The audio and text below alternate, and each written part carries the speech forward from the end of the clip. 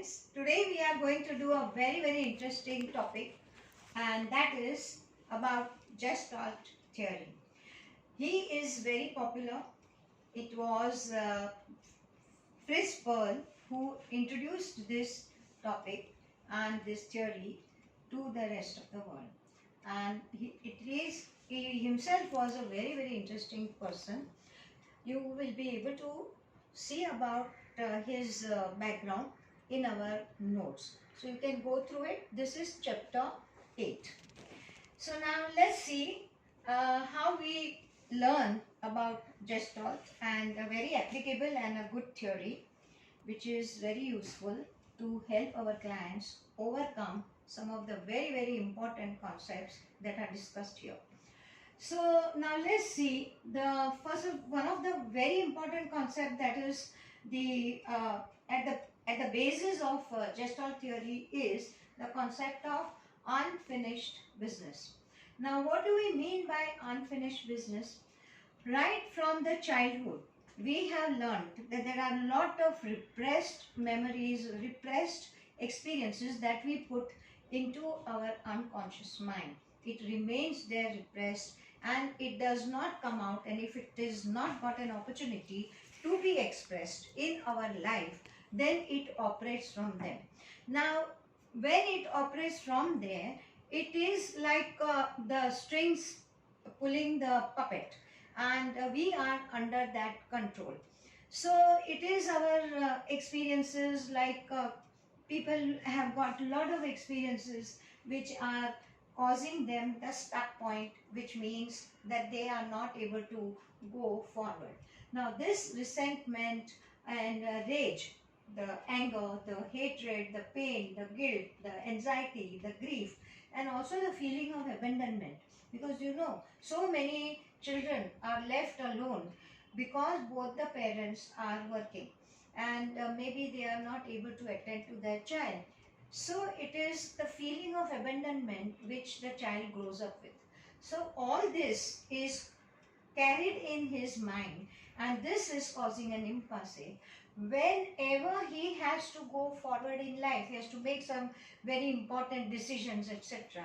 This impasse, that is a stuck up point caused due to the repressed material, is going to come in his way, which will prevent him from going further. So this is the baggage that he is carrying in his mind of the unfinished business, because this was never sorted out. It was just repressed and it was kept there. So it has never been expressed. Now in our experience with the counselee, in the counseling situation, we see to it that the same experiences, same feelings which are repressed are brought out, and the counselee is made to experience them once again. Now once that happens, the counselee is experiencing it. He goes back to that situation which he has experienced in the childhood but did not know how to handle it. Now he is grown up. Now he knows how to handle that situation, and this is the advantage of bringing it up in the counseling process, and we come over it, and the stuck up point is eliminated. The counselee knows how to deal with it. He goes above it, and that hurdle is crossed, which is going to take him forward, which is going to help him to use all his capabilities, the real experiences, and whatever the current situation, he will know how to handle it. So this is the avoidance concept also, which is helping the client to understand what is causing the avoidance, and we remove that, and we will be going further with the client. So Gestalt therapist helps clients to express these feelings. As I told you, in the counseling situation, we bring the feelings up again. Let the client experience them, and then he will learn how to get over those feelings. Okay.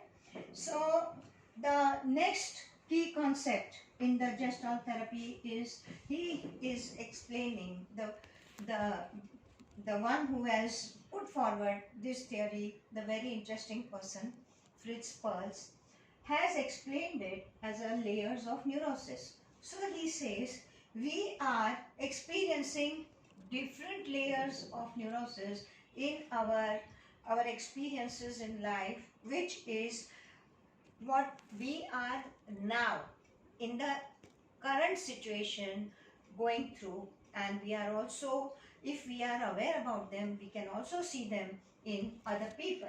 So these are the phony is very easy to understand. People put up the show of something which actually they are not.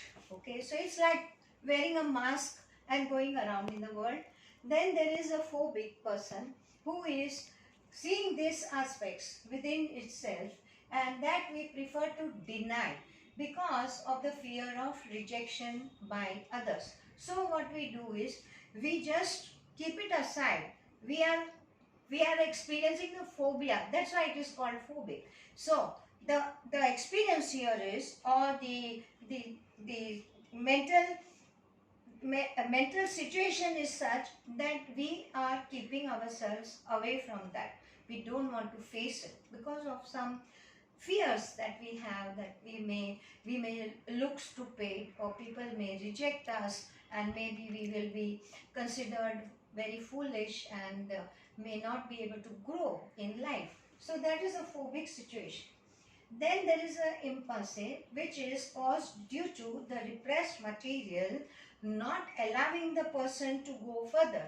It is like a closed door. It is like a closed gate, which is preventing the person to go further in his life, in his situations. He doesn't know how to do it, how to go, and he's so much scared of it that that becomes a stuck-up point.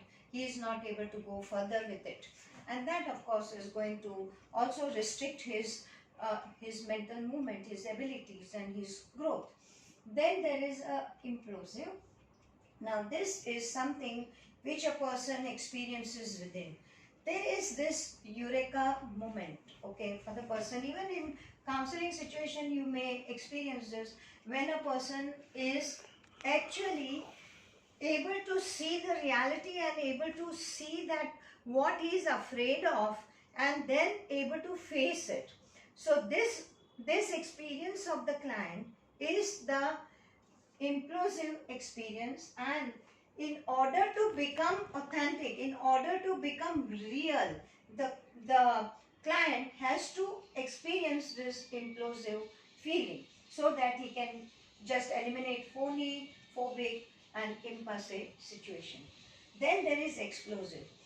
Once you have the awareness, once you have the ability to see what is restricting you, and also the ability to and accept and understand that okay, this is only existing in my mind, it was causing a lot of impulsive for me, it was closing all the doors of progress for me, and now I'm going to be away from that, I'm going to shed it, I'm going to reject it, and I'm going to be free from all these restricting feelings, and that helps him to experience the explosive thing.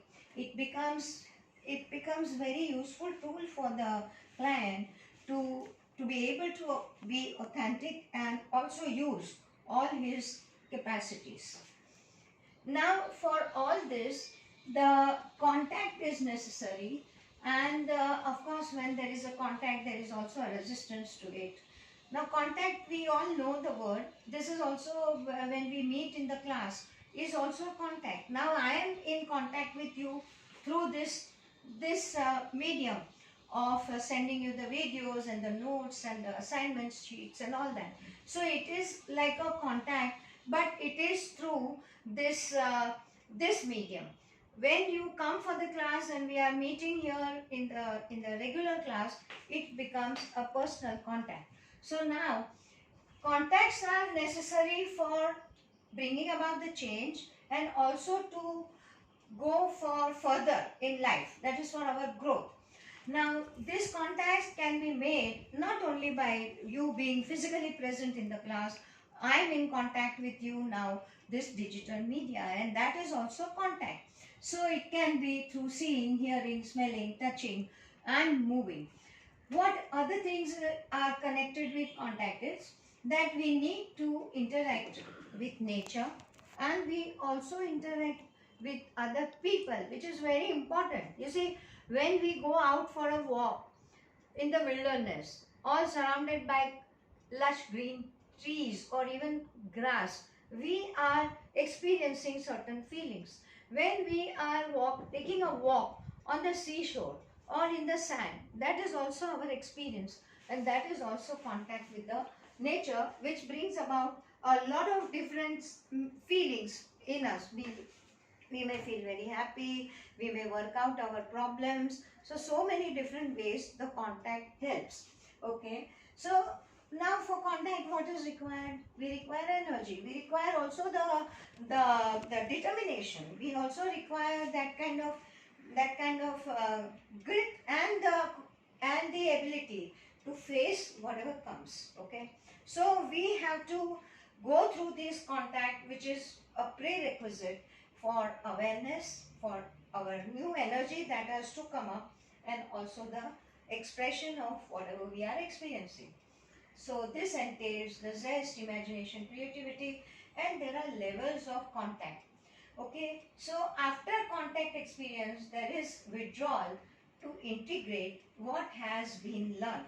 So now when you are attending the class or you are receiving the notes, etc., we also have we have provided you with the material, and you need to introject it. You need to understand it. You will need peaceful time. You will need to go through it again, and that is going to be very useful to you to go further. Now there is a resistance to contact. Why should there be a resistance to contact? Because contact is very useful in our life. Can we grow in vacuum? Can we grow on an isolated island? No. We need to learn from others. We learn from our surrounding, our other people who we work with, and also we learn from the nature. So many things natures are teaching us also. So it is very important that we be in contact. Otherwise, the growth is very much restricted, and it becomes impossible for us to develop. Now, what are the resistance to contact? It is introjection, and that is you are only accepting what the others are thinking, what the others are telling you. You do not develop an ability to think and act as per your own requirement, as per your own decision. So you are accepting other people's standard. Now there is a projection which also becomes a hindrance to your contact, and that is it attributes the inconsistent with self-image are put on to the others. Now very often you see people are very different under different situations, or I have seen people, men especially, when they are by themselves and they are talking to you, okay, they meet you anywhere, they talk in a certain manner. Now same man, when you meet, when he is accompanying with his wife or with his parents or with his family, may talk to you in a totally different manner, and sometimes it makes you feel surprised that what happened? Why is he now restricting himself? Why is he not that open and that very frank and that jovial person that you knew him when he was in contact with you all alone? So that is because of the projection. He attributes inconsistency in his behavior. Then comes a retroflexion, that is turning back to ourselves what we would want the others to do for us. Now we want that some people or we are afraid of them, we don't want to meet them, and we feel कि if I open up to this person, maybe I will be insulted, he will not accept me, or he doesn't like me. So we because of our uh, inner resistances, our inability to have faith in our self-esteem, our self-worth, we try to project that into other person. What we think of ourselves, we feel the other person will be thinking of ourselves, while it may be quite the contrary.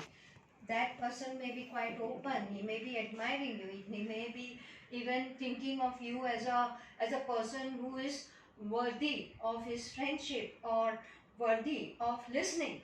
So that becomes a retroflexion where we put things on back on ourselves. Then there's a deflection where it causes the distraction so that it is difficult to sustain. Now this you must have experienced also. Some people, you are trying to talk about something that is very serious and maybe trying to explain your point of view, but they just want to deflect you. So they just try and make some joke, or try and act as if they are not interested. They start talking to their neighbor, and they feel that it's simply not enough for them to pay attention. It is they need not pay attention, and they show that through the deflection. Now here what happens is the person is a loser. The person who thinks that he knows everything about psychology, for example, he need not listen to the lecture also, because he thinks I know all these things. I am quite well versed. So why should I be paying attention? This woman just keeps talking about something, and I know everything. That I know everything feeling is very common among students, and we have always experienced that these are the people who are actually deflecting the point of view of the other person. They are not humble enough, they are not ready to learn, and that is of course again coming in their way of progress, which is a resistance to contact. Then there is a confluence, blurring the differentiation between self and the environment. That is, these are the situations where people would not actually pay attention to you. They may be thinking of something else. They may be maybe they are thinking of talking to their friends, or some other things that they have experienced outside the classroom or outside that meeting, or wherever they are actually having an opportunity to bring about the contact, and every contact contributes to your knowledge and to your experience. So every contact is very important actually. Okay.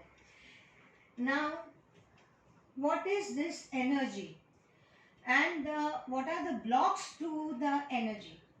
Now, blocked energy is a form of resistance, as we have already seen in chapter 4, where we have described Freud.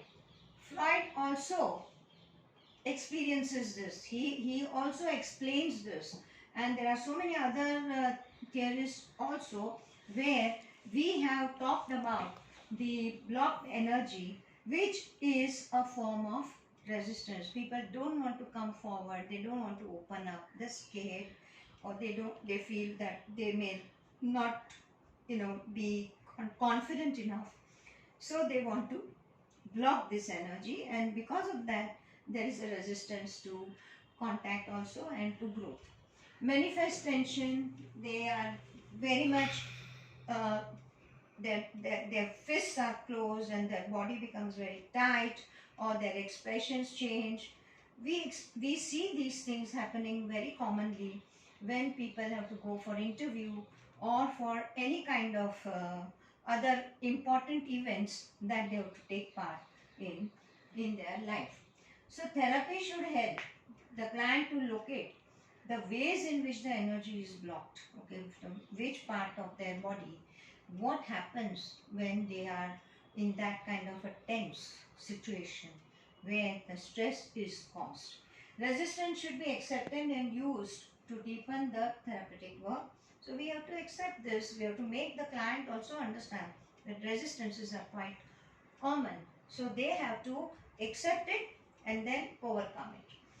Clients can be allowed to delve into tension states to realize that they are diverting their energy. So in the counseling situation, we allow the clients to undergo that experience once again. As I told you earlier, that it will be like working through their emotional baggages which they are carrying with them. Bring back the situation in the counseling process, make them see, make them experience it so that they can overcome it. The baggage is shared. Okay, so now what are the therapeutic goals? It is very simple. Move towards increased awareness of self, what you are capable, what you are not capable. Counseling must assume ownership of its experience. Counseling must know that this is the thing that I am experiencing and this is what is causing me all the problem. Develop skills which the counselor helps them to do, and become also more aware of all their senses, not only their sight and the hearing and all, but also all their senses. How their skin reacts, how their eyes react, how their um, mouth reacts, because some of them they even lose their speech. They are not able to talk. What happens in the case of people who are so much fearful of talking in public? Public speaking is not at all in their in their agenda, because they do not know how to handle that situation. So they should be aware about all this and then they can work through it. Also, we need to bear the responsibility for whatever we are experiencing. If I am scared of talking in public, it's my responsibility. It is me who is afraid. So why am I afraid? Okay. What am I thinking when I see the crowd there of people?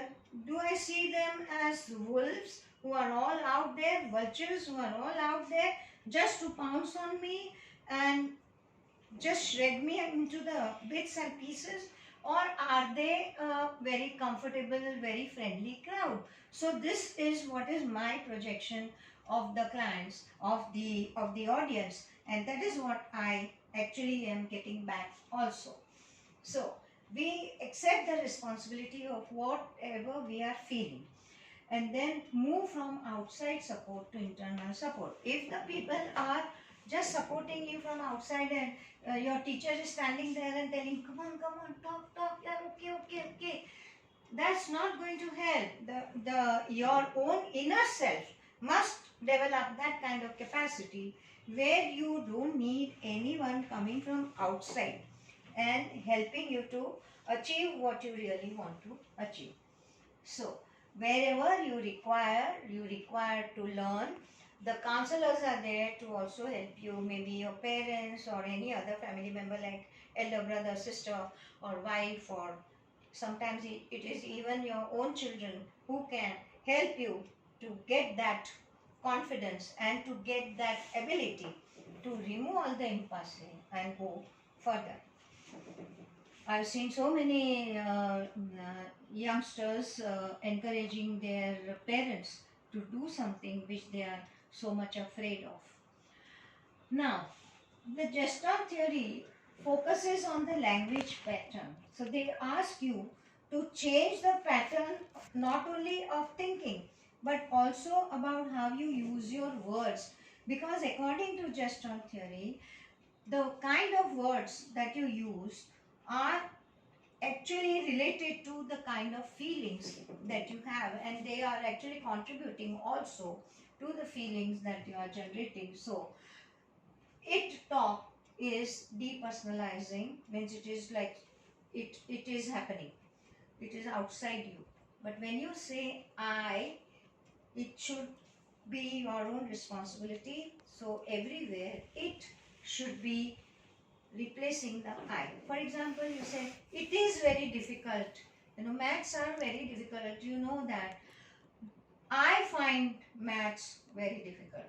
So that is where the change can be possibly brought about. If you keep on doing it, then in that case, it is not that you are taking the responsibility and trying to change and go forward. You talk generalizing, okay? So there are, ma'am, it is like this. You know how difficult it is to reach anywhere in this rain. Sorry, I do not know. You can tell me what you feel about it. You feel it difficult to come in rain. You feel difficult in the traffic when there is traffic and there is a traffic crowd. So it is your experience, not my experience, to keep it to yourself. So that is what is important. Then question, don't you know that how very bad our government is? They keep on putting all kinds of taxes on it, taxes on us, and we have to bear everything, and what they are doing for us. Now all these questions that a person is asking is also his moving away from the responsibility that he has to take for whatever his thoughts are. So it is not me who is thinking the government is bad. It is not me who thinks that the taxes are not necessary. It is you who are thinking that way. So it is your responsibility. So questions are for hiding behind. No, I am not going to allow you to do that. As a counselor, I would ask you to take the responsibility for every questions that you have in mind and come forward and also find answer to them. Now, denial of power within, change I should to I want. I should reduce my weight. Not enough, not enough. I want to reduce my weight. I should be doing my graduation. Not enough, not enough. I want to be a graduate. That should be your power. That should be your determination, and that is what is going to take you further. Metaphors indicate suppressed experience can be used to surface unfinished business. So people use the metaphors like, how it is, that the uh, the food looks always better in the other person's plate. No, it's not necessarily like that. It is you who are not appreciating what is there on your plate, isn't it? So you feel that other person's plate is with better serving. So we use these metaphors to escape the realities, to escape the responsibility that we need to take for our own visions, for our own thinking. That is what is missing. So metaphors in the counseling sessions become very, very important. It gives us an insight into the counselee's way of thinking. What is his projection about the things that he is finding not very acceptable by him. And then there is uncover a story. So every individual has got a story.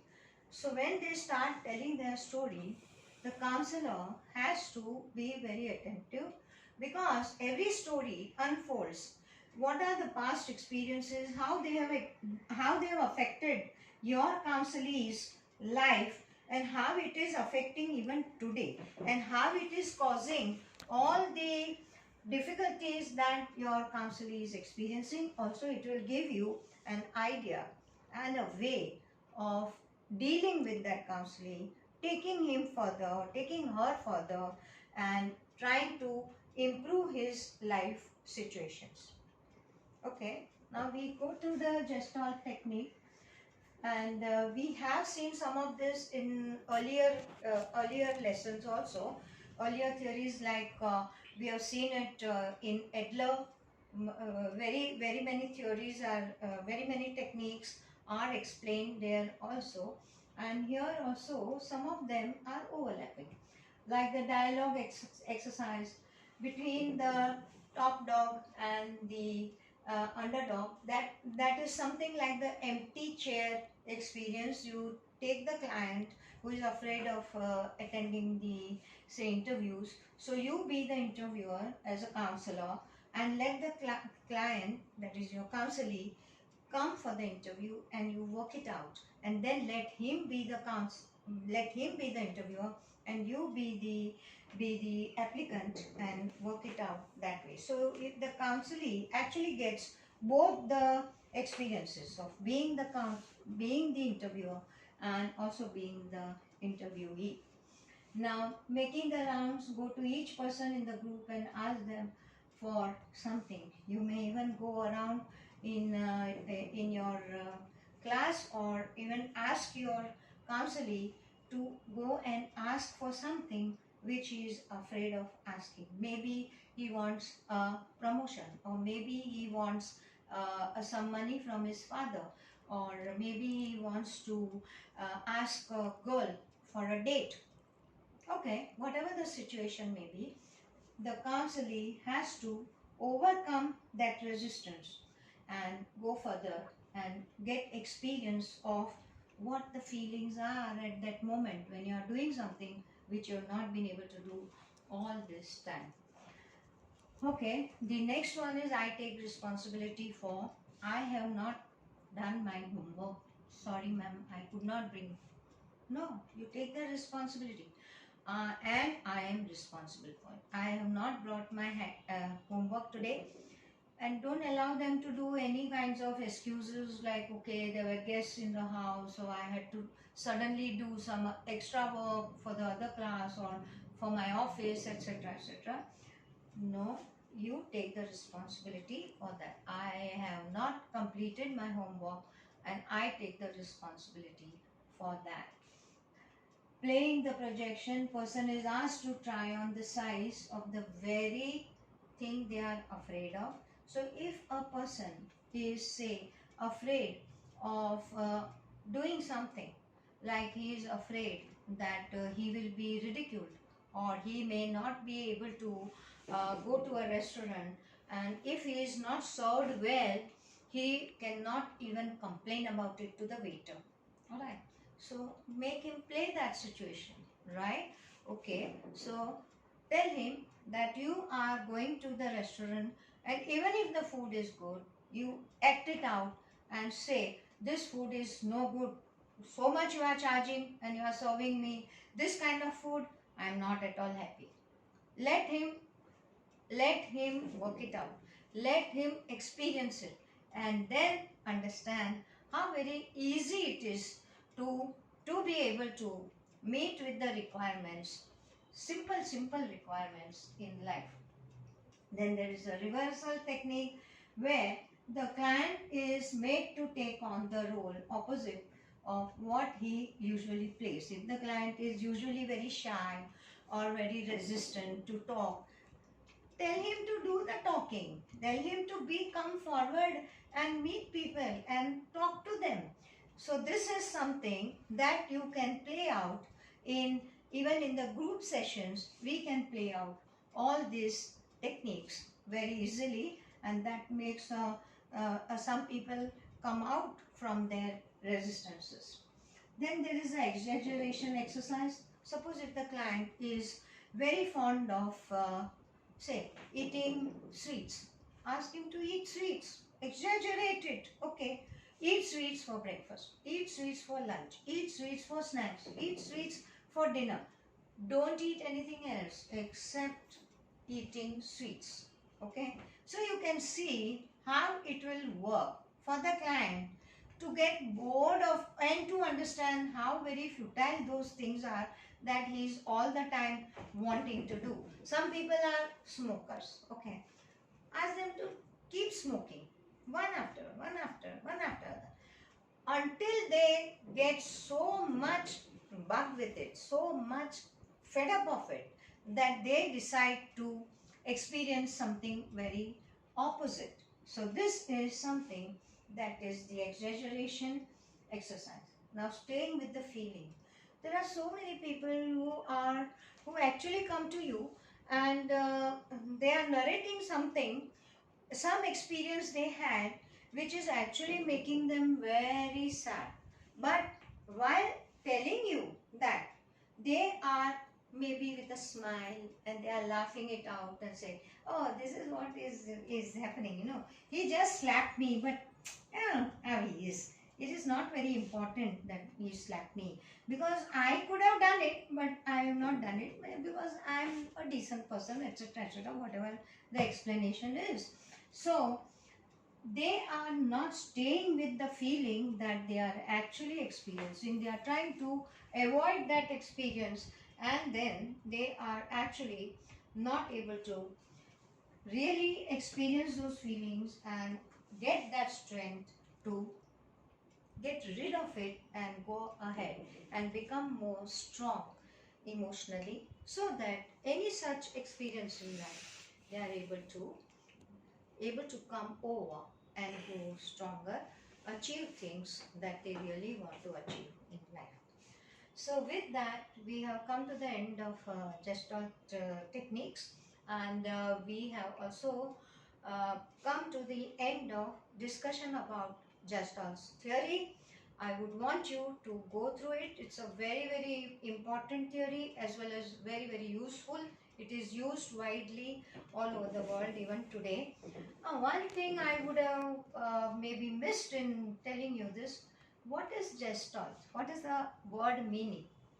Gestalt is a German word, and which actually describes the whole. Okay, so here the idea is that different parts of the person is brought together. Here we believe in synthesizing everything rather than analyzing things. Okay, so let me give you the example of a car. Now the car is a one whole machine.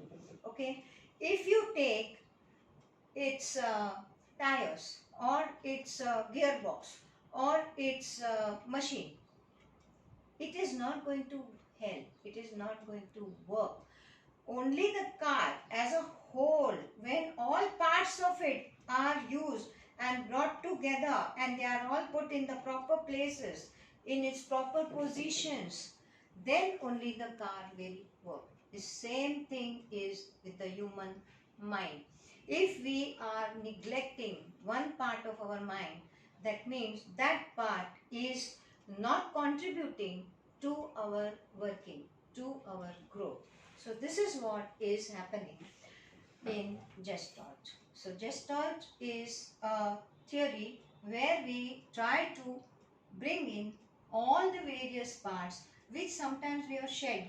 We have just kept it in the dark or kept it away from ourselves because of some early experiences. In the counseling process, we bring them all together and make the person work as a whole. So that's the meaning of Gestalt. Thank you.